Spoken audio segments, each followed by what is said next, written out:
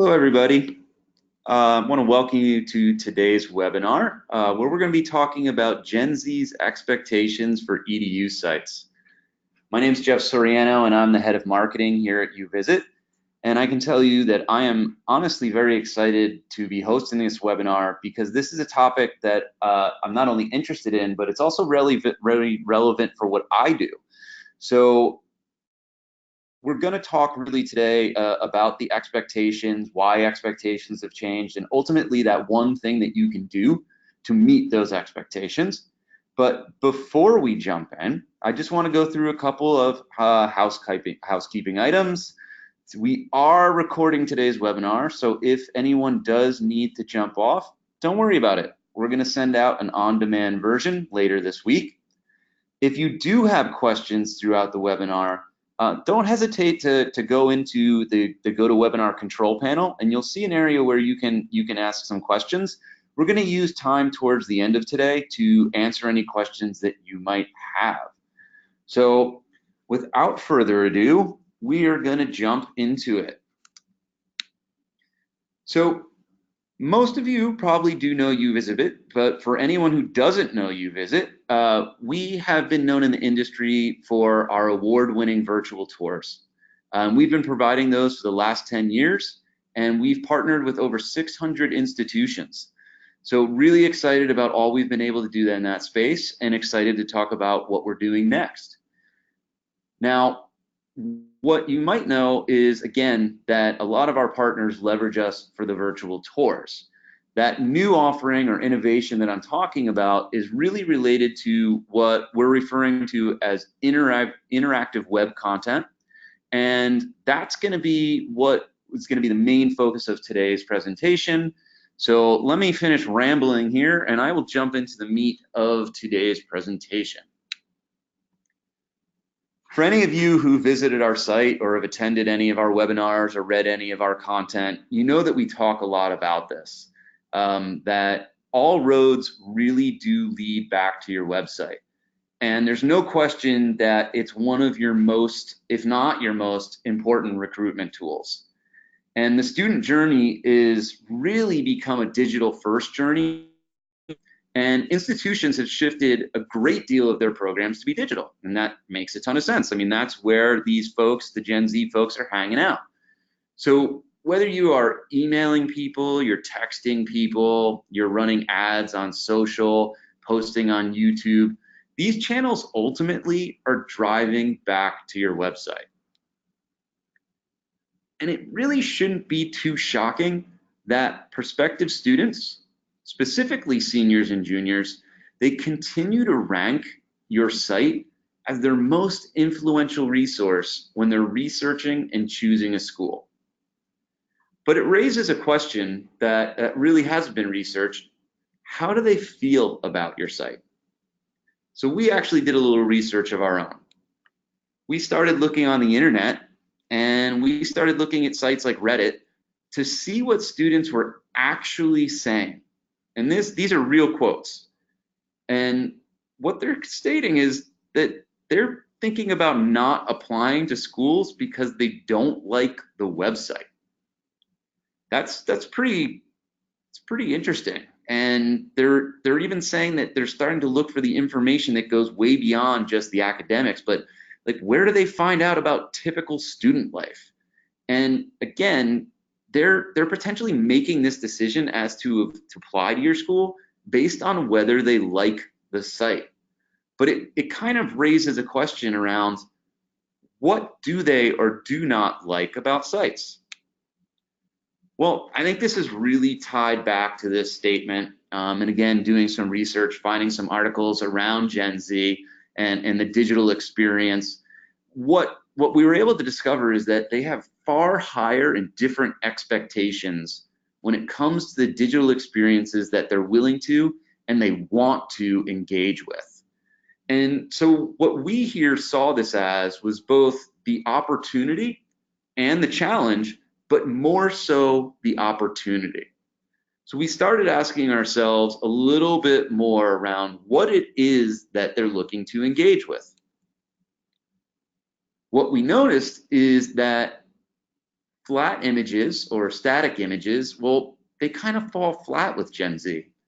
And I don't want to overlook the fact that you've probably created some really great images, some really great content, beautiful photos. You've probably produced some really great videos.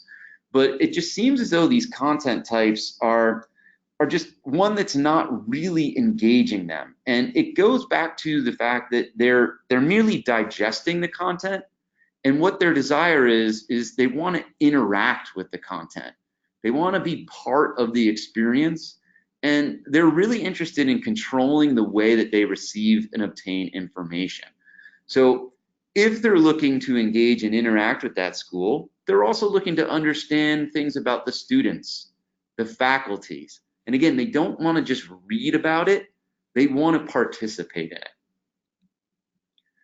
So what we did here at UVisit is we went back and thought about all this, and we put together what we refer to as super content.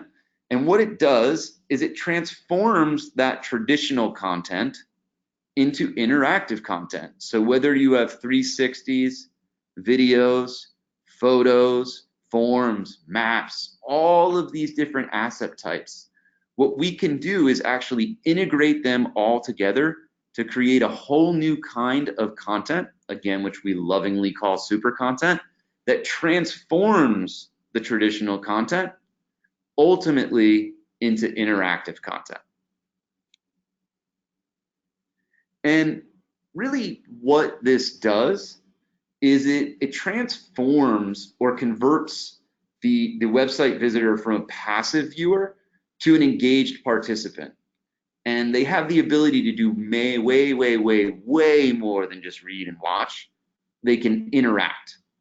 Because as we stated in the beginning, Gen Z has far higher expectations when it comes to the kinds of digital experiences that they want to engage with.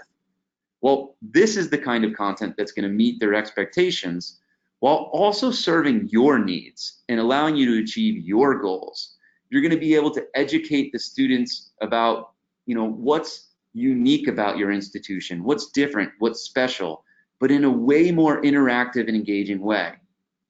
In this content, it can replace there's countless paragraphs that go into really giving people the full details, and you can reduce the amount of words on the page and just make it a lot less text heavy and way more visual, again, meeting the expectations of today's students. But I don't want you just to take my word for it. While that'd be nice, we do actually have data that really backs this up, that when our partners leverage interactive web content, on average, they're actually seeing a 38% increase in the amount of time that someone spends on that particular page. And why is this time spent so important? Well, first, again, it really means that they're engaged, and that's super important. But this additional time that they're spending with your school, well, that's invaluable. As you're diligently competing for a student's attention, it's gotten really hyper competitive. That additional time and that additional engagement is really meaningful as they move through the different stages of ultimately their own journey with learning more about your school. So now that I've kind of laid down the foundation of traditional content, interactive content, what Gen Z's expectations are, I want to demonstrate additionally why you should be investing in interactive content. And I talked about the why, but I really want to start to dive into the what and ultimately the how. So what I'm showing here is a framework. And this framework is laying out the kinds of content and the level of detail to put into interactive content as it ultimately relates to the different stages of the student journey.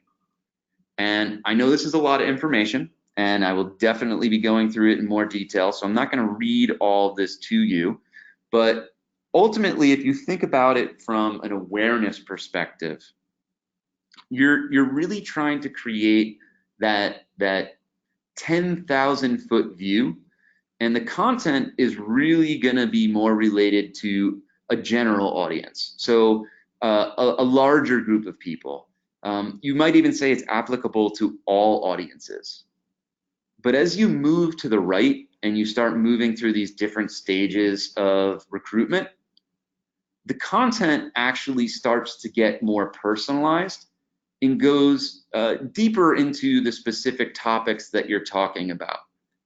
So if I were to generalize that a little bit more, you'll be providing specific audiences with specific content at specific times. So in other words, or to repeat it, when you move further to the right, the content becomes more relevant. And because it's more relevant and personalized to specific audiences and their specific interests, you're actually greatly increasing the likelihood of someone matriculating. So again, this is very conceptual. So I want to make sure that we do dive into some examples and give you guys some more concrete understanding of what I'm actually talking about. So as I mentioned, when you're looking to drive awareness, the content should be high level. And again, it's going to be applicable to a lot, if not all audiences. And this is a lot of the branding content that you guys are focused on. And you know, this might be oversimplifying it or might even sound silly, but think about things like, where is your school located from a geography perspective? What's the size of your institution? What kind of institution are you? Maybe you're even kind of thinking about what are the academic areas that you really excel in. But again, the key is to really make the content interactive, because as I mentioned earlier, by making it interactive, you're ultimately going to increase the time that one spends on the page. And that's really taking the visitor and turning them from the viewer to the active participant in the experience. And that is what is making and converting that into a meaningful interaction.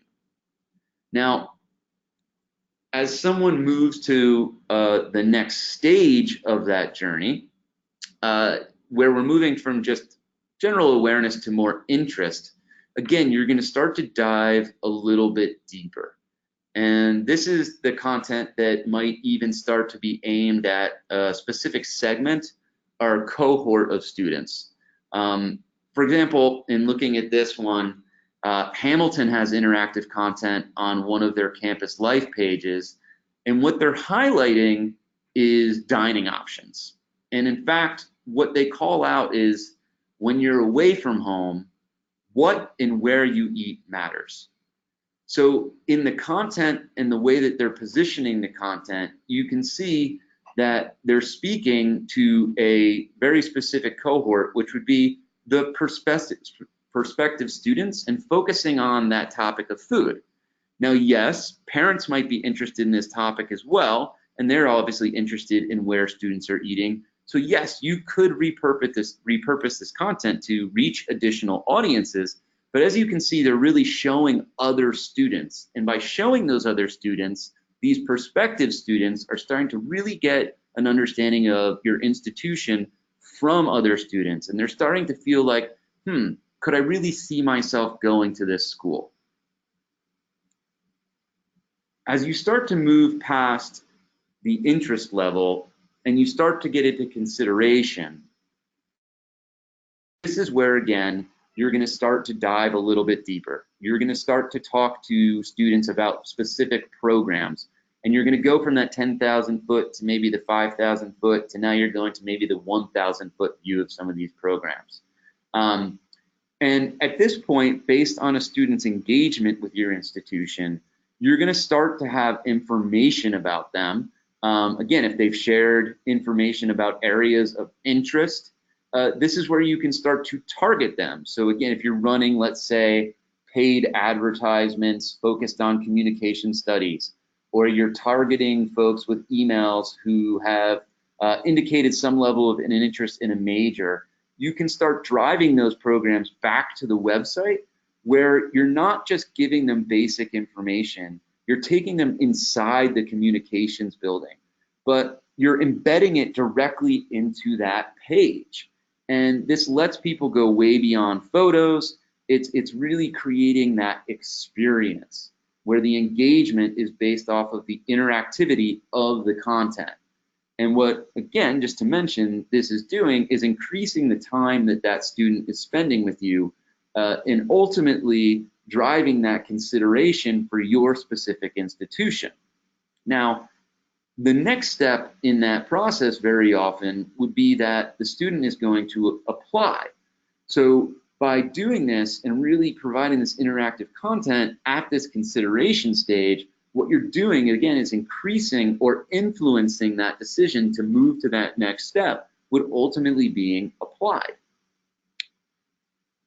So now that the student has actually applied, you're recruiting to them in a different manner. And you've seen, you're giving them even more information about what's available to them when they choose your institution. And again, because you have more information, because they've applied, this is where you can start to segment at an even greater level and start to personify the content. So, Stony Brook knows how important this is, and what they understand is important to a lot of folks is not only the education that you get at your institution, but what happens after college. So what they've done on one of their admissions pages is they've actually leveraged interactive content to highlight graduation and the fact that they have career and internship programs, which are going to help these students land their dream job post-graduation. So what they're doing is allowing the student to see themselves at graduation. They're allowing them to hear from others on how they leveraged that career community and the internship programs to transition from school to the workplace. And as you folks know, there are definitely people who are starting to question the value of higher education. So by taking this position with students who have ultimately applied and demonstrating that you're not only going to get a great, a great education, but we're going to help you move to that next stage. This is really, really important in getting someone to the next stage of their journey with your institution. So now we're going to move to the next stage, which is certainly not one to just pass over, and this is getting people to ultimately matriculate. So through this process, you're getting a really good understanding of people. They've applied, you've admitted them. Perhaps they're even starting to enroll in classes. What you want to do is start to use all this relevant information and data that you have to continually segmenting the audience to make the content more relevant and to make the content more personal. And that is really where you're trying to make the largest impact. So this is going to help your yield in a really big way. So a really good example that you could leverage here is residence halls. This is definitely an area of interest for folks. And in this particular example, what they're doing is they're calling out a lot of different things that are going to be really important. So Eastern New Mexico, they actually have interactive content on 3 of the residence halls pages. And they're highlighting not only the dorm rooms themselves and letting people look around them, but within the interactive elements, there's important information. They have a link to the residence hall application.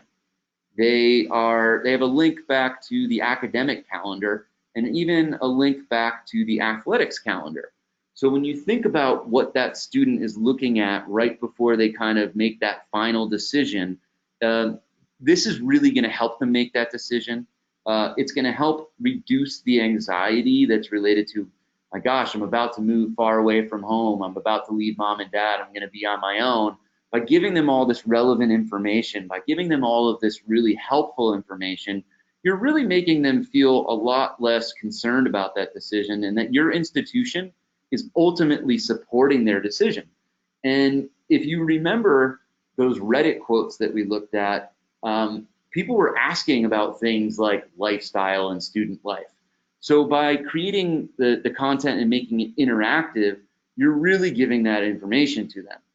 And as you folks probably are well aware, with the recent information from NACAC and the DOG, recruitment is changing right now, and you're going to have to recruit all the way through the end and even beyond the end in most cases. So giving people this kind of relevant and personalized content is really what's going to help make you successful as it relates to making your class.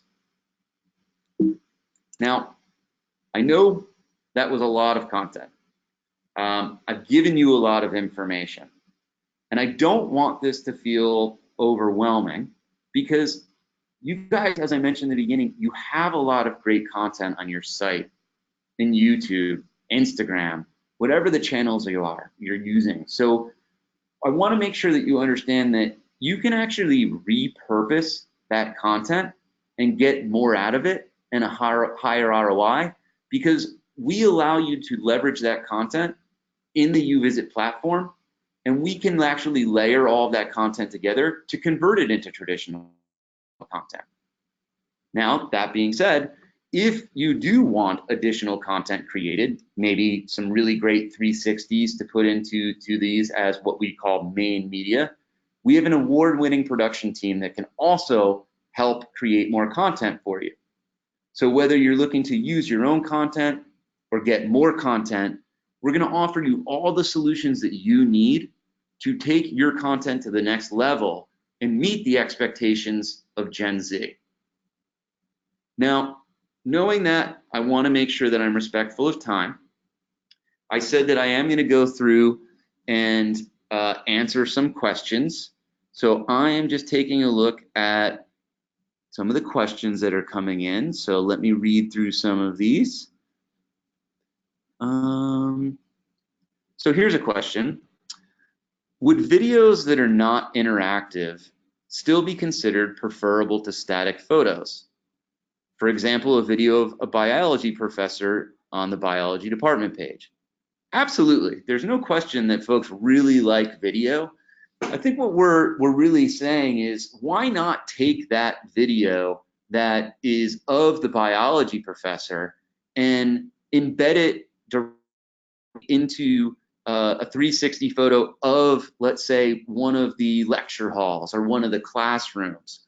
So now you can go beyond just hearing from the professor. You can actually show them where they would take the class, put that video in there, and then hear from the professor, and maybe even add some additional interactive elements like a photo of some students in the lab, maybe doing some experiments or taking a class. So yes, absolutely. There's no question that videos are definitely going to move you in the right direction, but take it to the next level. Really meet the expectations of Gen Z, but also have your content really stand out.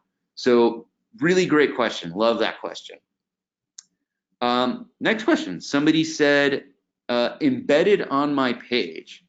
How? How does this go on my page? That's a really, really good question.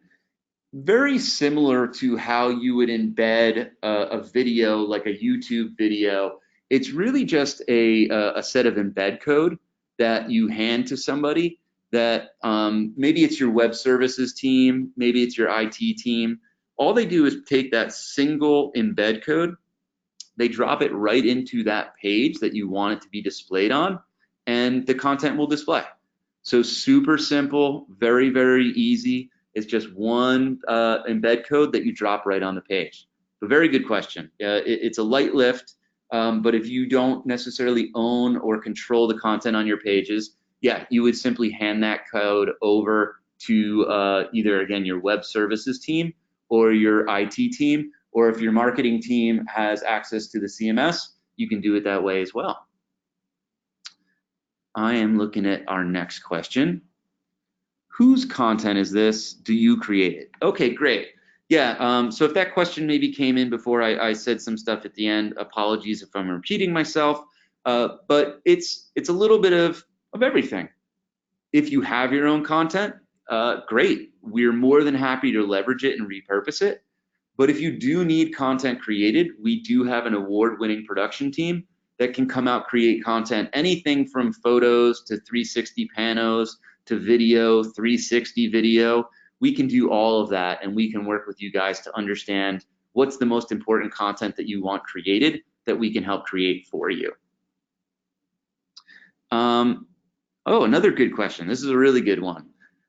You showed a lot of 360 photos, and they're great, but what if we only have static flat photos? Can you make those interactive? That's a really good question. The answer is yes. You can actually add interactive elements like hotspots to flat photos. So you can take and make it interactive. And again, really great question, and apologize that I actually didn't cover that part of it.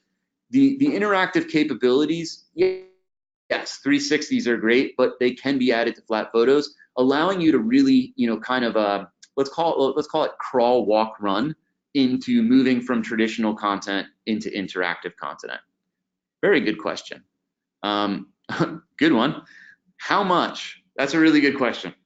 I'm going to leave that to our sales organization to really focus on, but what I would suggest is if people do have questions around the solution itself, as well as understanding any budget or pricing questions, certainly you guys are more than welcome to take the email that you got about the webinar. You can reply back to that, or you can visit us at uvisit.com, and we do have a contact us form or a chat widget, and we would be happy to answer any questions that you guys have about that.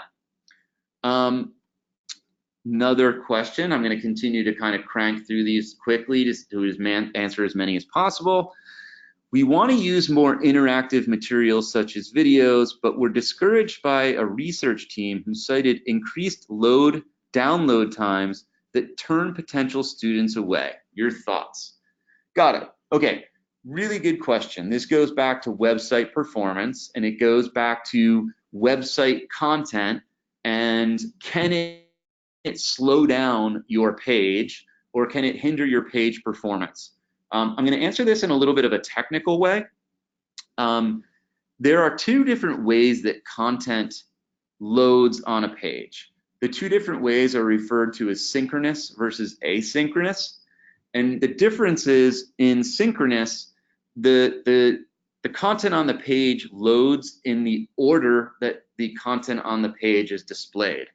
So if there's a series of videos and text and then pictures, and it's going to load in the exact order of the content that's displayed. And that way of displaying content can actually slow down load times. But if you do it asynchronously, what that means is the entire page loads, and then the additional content loads kind of independently or last. So the page load times actually don't get hindered, even if the content on the page is quote unquote heavier. And that's exactly how we do it. We do it the second way, in which the page loads completely, and we would not delay any other content on the page to be delayed, and our content wouldn't be delayed either. So really, really good question. It just goes back to whether you are loading content synchronously or asynchronously. Very good question though. And I see we got another about load time, so that makes a lot of sense. I got one more question that I'm going to answer, folks, because I do realize we're coming up on our time here. And it's a question around, is the content optimized for mobile? That's a really good question. So the answer is yes. In doing so, we have taken a lot of the best practices that both Apple as well as Google have as it relates to how you display web content, again, to not slow down page load times or not hinder the mobile experience. So yes, the experiences are absolutely optimized for mobile based on the best practices as it relates to the folks who are kind of the experts on it in Apple and Google and Android. But yes, totally optimized for mobile, so very good experience either way. We are hitting our point now where, folks, I did want to make sure I was respectful of time. So we're going to wrap up for today. But again, folks, if you do have questions, if you would like to learn more, I would encourage you guys to reach out to us. You can either visit our website, again, uvisit.com. You can engage with our chat widget. You can fill out a contact us form. You can reply directly back to the email that we sent you regarding this webinar, or you're more than welcome to reach out to me personally. My email address is just jeff.soriano@uvisit.com. So feel free to reach out. I want to thank everybody for joining us today, and keep your eyes open for our next webinar, and we look forward to seeing you then.